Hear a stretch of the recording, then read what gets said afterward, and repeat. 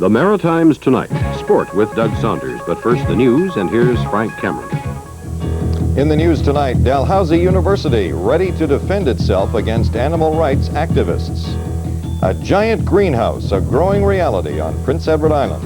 And in Cape Breton, the Grand Narrows Bridge. It's not what it used to be. Good evening, everyone. An animal rights group is rumored to be ready to raid research labs at Dalhousie University in Halifax. So far, they're just rumors, but the university is taking the potential threat seriously. Andra Stevens reports. This is the Tupper Medical Building on the Dalhousie campus. In the basement, researchers do experiments using animals. It's one of the locations the university is afraid will be raided. We were simply told that Dalhousie might be the site of an attack of some sort over the Christmas holidays. That's all we were told. We couldn't take pictures inside, but some of the people who work in the building describe the new security arrangements. It's mainly just a matter of just signing in and showing your ID. Not everyone agrees that the work being done with animals is valuable. Almost 2 years ago, a group calling itself Direct Action broke into a lab at the University of Western Ontario. The group removed experimental baboons and damaged equipment. Dalhousie may be a target because of publicity on some of its experiments. Earlier this year, some members of a panel that looks at procedures in its labs complained publicly about some of the experiments involving cats. Officials at Dalhousie say they don't know which group is planning the attack. Some rumors say it's being organized by an out-of-town group, possibly in Toronto. Andra Stevens, CBC News, Halifax. On Prince Edward Island, there's a growing possibility a giant greenhouse proposal might become a reality. Callegro Incorporated says it's chosen to locate on the island, but just where? The company hasn't decided. Ian Petrie reports. Callegro says it will need a 50-acre site to build a $14 million greenhouse like this. The company says 5 areas in the province fit the bill. Mount Pleasant, where a local venture capital company is willing to put up some money as well, an area just west of Summerside, Fredericton, Vernon River, and Georgetown. I like it. I only wish that I was free and independent and able to buy a piece of the action, but I can't. Lawyer David Hooley has been acting for the Premier's office and trying to get a sprung greenhouse to the island. He's hoping the Atlantic Enterprise Program Board will okay the Callegro project this week. The only hang-up is that greenhouses don't apply under the Atlantic Enterprise Program. David Hooley is arguing that this project is much more than a greenhouse. There is an element of technology transfer here, okay? This is new. It's not totally proven. There's commercial R&D, research and development, done, but still to be continued to be done. Rick Coles of Callegro says if this project isn't accepted by the Atlantic Enterprise Program, it will be very difficult to go ahead. But if it does, a community on PEI could soon be getting 150 jobs and know about it just before Christmas. For CBC News, I'm Ian Petrie. Politicians, businessmen, and union leaders in Cape Breton and Newfoundland are worried about the future of rail service in their regions. They're worried because CN decided to repair rather than replace an aging rail bridge at Grand Narrows on Cape Breton Island. A delegation will leave soon for Ottawa to press home the importance of rail links in the region. Andy Patterson reports. All rail traffic to and from industrial Cape Breton and Newfoundland must pass over the rail bridge at Grand Narrows, Cape Breton. CN has decided to repair rather than replace the nearly 100-year-old structure.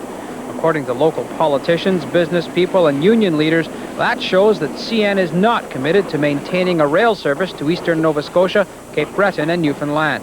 They want that commitment and will be sending a delegation as soon as possible to Ottawa to get it. It's a much more different situation when there's an individual or group of individuals waiting to talk with you and impress upon you the seriousness of the situation. While the bridge is being repaired, CN has placed a weight restriction on cars crossing over it.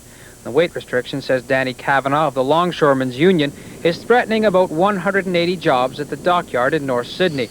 He says companies don't want to ship by rail as long as the restrictions are in effect. Right now, Terra Transport is shipping containerized freight through North Sydney to Port aux Basques. And if that can't come down here, then we are sunk. That is about the bulk of our work right now. along with... Andy Patterson, CBC News, North Sydney. Sydney steelworkers worried about the future of the Sysco plant are going to have to worry and wonder a little longer. A marketing report on Sysco, which was due out today, won't be out until later this week. Premier Buchanan says he expects to receive it on Wednesday or Thursday. He said earlier the future of the plant is closely tied in with the marketing study. He also said there is no point pouring more money into Sysco if it doesn't have any customers. Boxing officials in Nova Scotia are denying the sport is on the ropes in Halifax. But one local promoter says that if it isn't out cold, it certainly is down for the count. Paul Patterson has more on this. There was a time when boxing was king in Halifax. Fighters like Dick Kid Howard and Blair Richardson used to draw bigger crowds than hockey and baseball.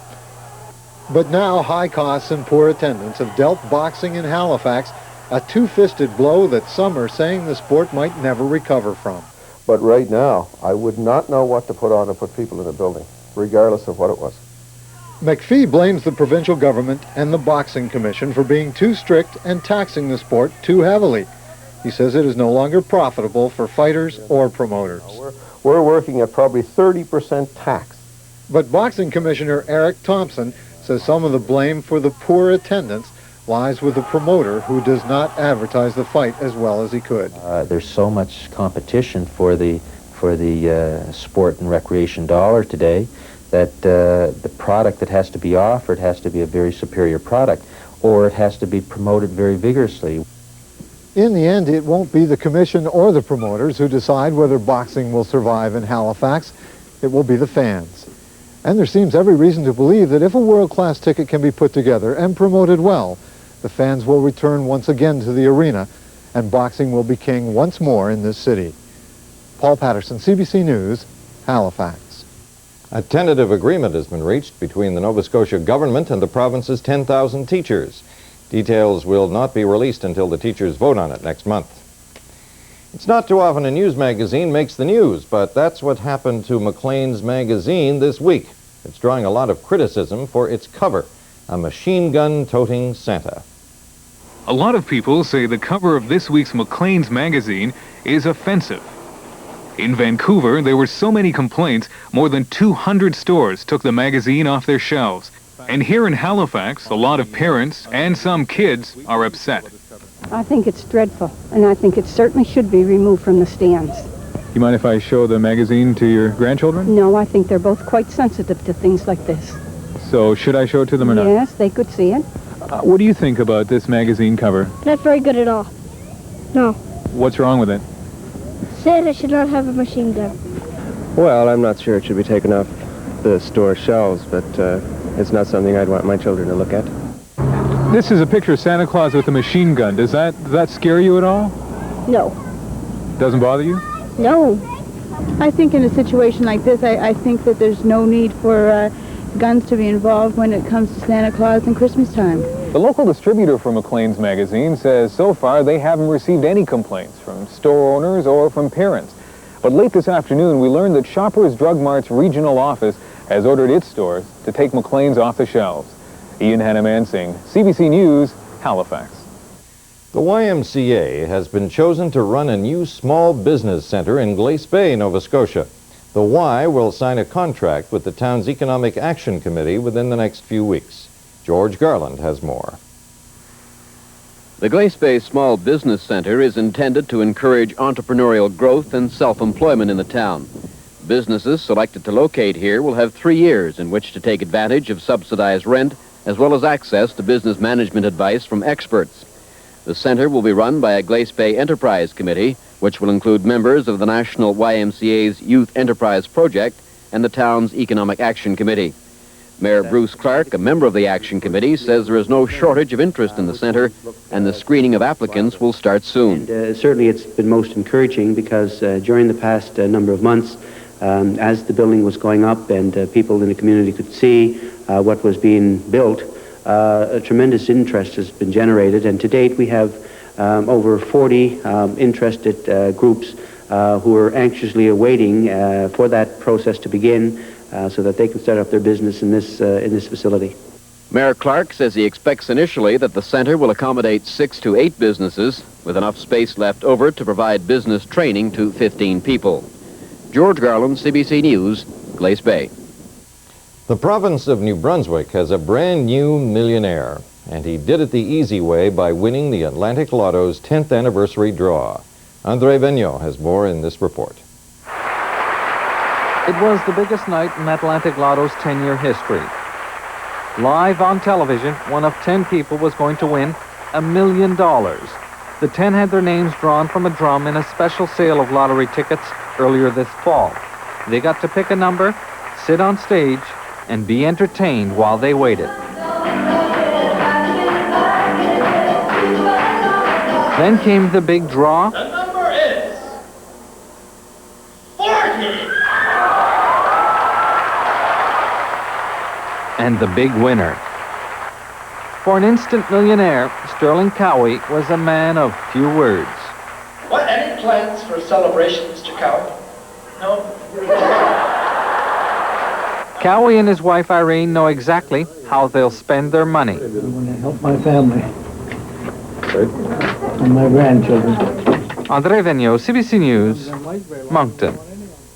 When we return, Nova Scotia's newest village. It's being nibbled away. A new candy bar from Roundtree in 2 pieces. So delicious with its pure milk chocolate. So tempting with its crispy wafer and chewy caramel.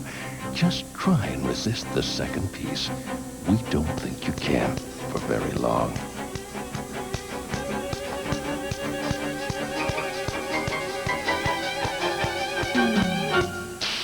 Breakaway. How long can you go before you eat the second piece?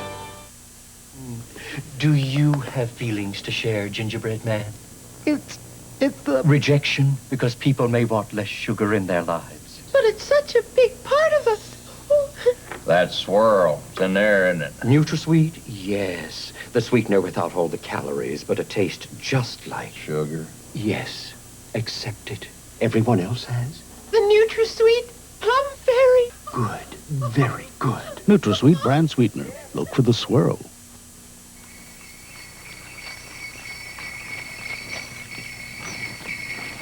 It's days like these that dreams are made of. Now those dreams feel a whole lot closer.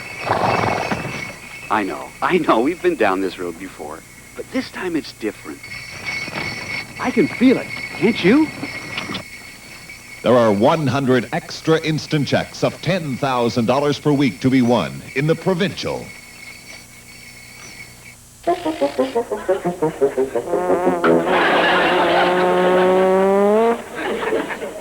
Why do we like to laugh at drunks?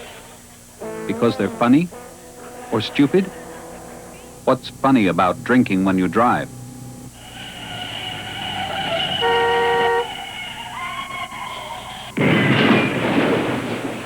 Will anyone get the joke now? A message from the Nova Scotia Department of Transportation. How would you like to have a big, ugly, dangerous pile of rocks in back of your house? That's what a woman in Bedford, Nova Scotia has, and she doesn't like it one little bit. And that's why Aileen McCormick is willing to sell out and move. Lena Sadusky has that story. Aileen McCormick moved into her dream home 4 years ago. What sold the family on this property was the half-acre lot and the privacy around the $200,000 house. But during the summer, their view turned ugly. A rock pile appeared a stone's throw from their back door.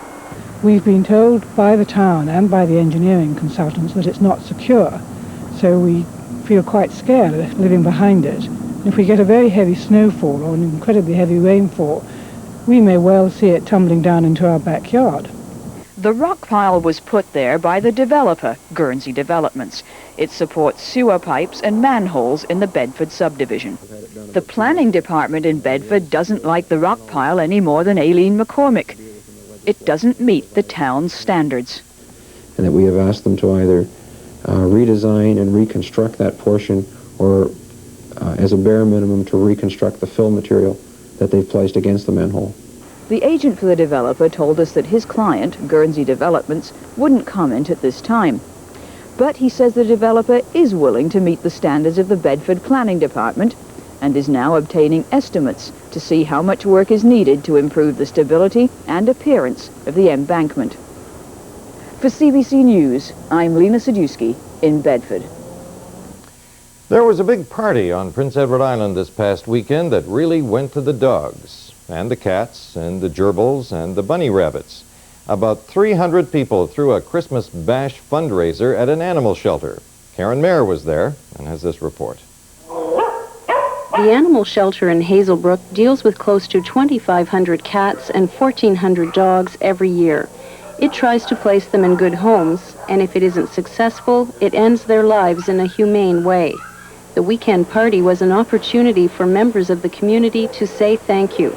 The manager of the shelter says the visitors came bearing gifts. We have enough food through donations from this weekend and some other sources that the food will probably hold us through until summer sometime. Larson says there's definitely a social side to the party. People who had adopted animals here in the past brought them in, and they had a visit, and it was quite nice to see, and it's kind of reassuring to see too that in fact we do get animals into good homes. It costs $130,000 a year to run the shelter, but Larson says the future isn't rosy because costs keep rising, and the money the shelter gets from enforcing the Dog Act for the province and individual communities is dropping. Gary Larson says an open house also helps to remind the public about the side of the society that gets lost behind its role of dog catching and enforcement. That's the side that cares for animals on a daily basis. Karen Mayer, CBC News, Hazelbrook. How would you like to worry about people eating your house? Well, that's what concerns the chefs at the Sheraton Hotel in Halifax. They got into the Christmas spirit by whipping up a gingerbread village, and it's been such a hit, people have been quite literally eating it up. Here's Wendy Johnson. This is the magic of Christmas chef style. It took 100 hours to put this gingerbread village together. It only took a couple of seconds to vandalize it. Unfortunately, late at night, some people coming from the bar stop and try and eat it. A few of the guys got a little upset when the first few breaks came, but we realized that when it's out in the public, there's not a whole lot you can do about it. In the last week, a couple of ice cream cones disguised as Christmas trees have been uprooted.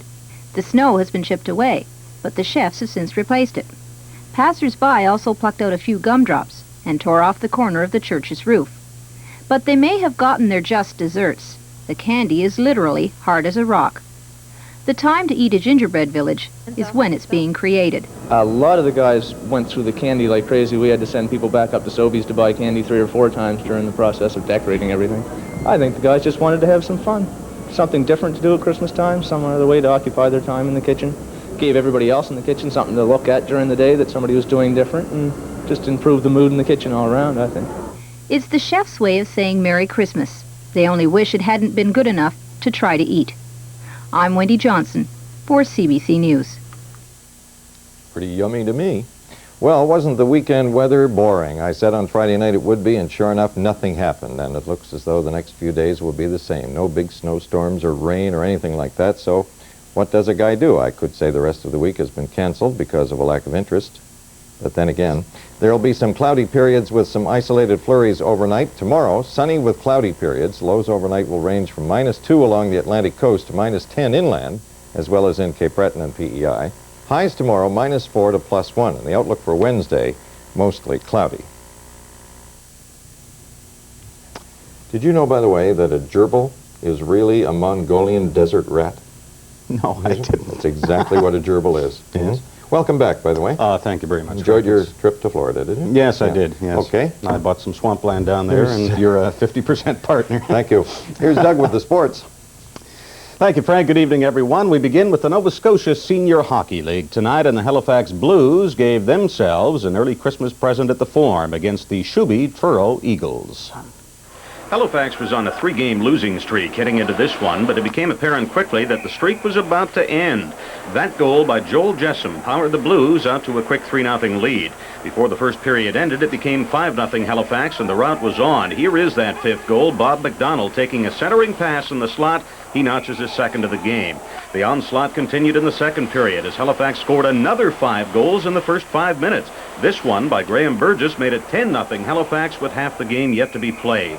Finally, 8 minutes into the second, Shubenacadie Turo broke the ice, and they needed a break from the goaltender to do it. He's way out of position as former junior star Jim Cummings scores. The Eagles got one more from Grove Sutton, but that wasn't nearly enough as Halifax scores its 9th victory of the season, 14-2 the final. The Blues now just 2 points behind the Dartmouth Mounties in the battle for first place in the Senior League standings. And we have just one game in the National Hockey League tonight. Minnesota leading the New York Rangers 4-3. The score there, play now in the 3rd period. And the National Hockey League Player of the Week award goes to Edmonton goaltender Grant Fuhr. He posted a goals against average of .225 last week while winning 4 games, 3 of those on the road. The Nova Scotia Oilers have another new face in camp. He is Bruce Cassidy, a former #1 draft pick of the Chicago Blackhawks. Cassidy, who is coming back from off-season knee surgery, will work out with the Oilers tomorrow morning and may be in their lineup on Wednesday night at the Metro Center when they take on Springfield. Turning to the PEI hockey scene, the Charlottetown Islanders have been counting on some old pros this season, literally. Former NHLers Hilliard Graves, Al McAdam, and Bob McMillan. They've all come out of retirement for a chance to play for the home team. On the wall in the office of the Charlottetown Forum hang the pictures of Islanders who played in the NHL. Bill McMillan, Forbes Kennedy, Rick Bive, and many more. On the ice, the Charlottetown Islanders, a senior team in the New Brunswick League, warm up. In the lineup, more old pros. Al McAdam, once a Masterson Trophy winner with Minnesota, he played with 4 NHL clubs. Hilliard Graves also skated in 4 big league cities. And Bobby McMillan, a Lady Byng winner, played with half a dozen teams.